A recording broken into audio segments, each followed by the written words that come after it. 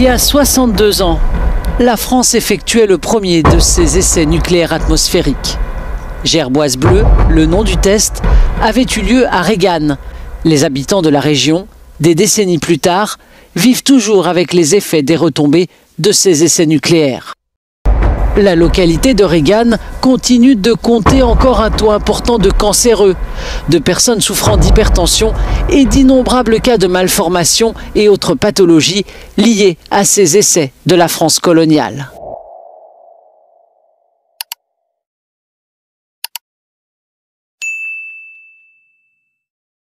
Lors de sa visite en Russie, le président Ibrahim Traoré déballe tout lors d'un grand interview sur ses relations avec l'Occident, mais aussi surtout les conséquences néfastes laissées par les armes chimiques et atomiques essayées par la France en Afrique subsaharienne, surtout dans la zone Sahel. Dans cette vidéo, vous allez voir les témoignages et des personnes qui en souffrent jusqu'aujourd'hui de toutes ces conséquences nocives des bombes atomiques et des armes chimiques essayées par la France. Et rien n'a été fait jusqu'à nos jours. Ils ne sont pas dédommagés. Vous allez voir, c'est pathétique. Dans cette vidéo, je vous laisse tout. Suivant. Est-ce que les gens savent que quand la France expérimentait sa première bombe atomique, ce sont des soldats noirs qu'ils ont mis à côté dans le rayon létal pour voir l'effet que ça fait? Sortons les archives. Tout ce qu'ils ont utilisé contre l'Afrique, c'est terrible.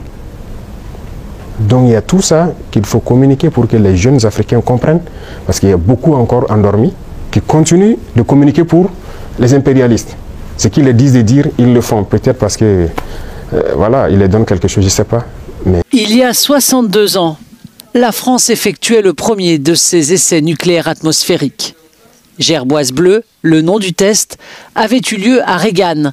Les habitants de la région, des décennies plus tard, vivent toujours avec les effets des retombées de ces essais nucléaires.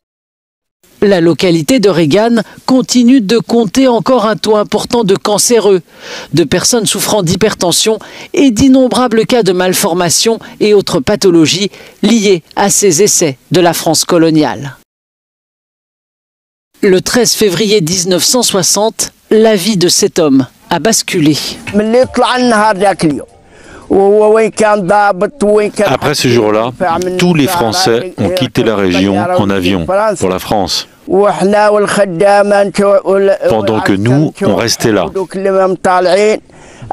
Et ce jour-là, j'ai perdu la vue.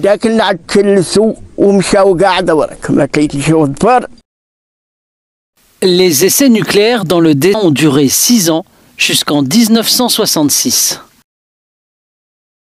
Un fardeau insurmontable pour leurs parents.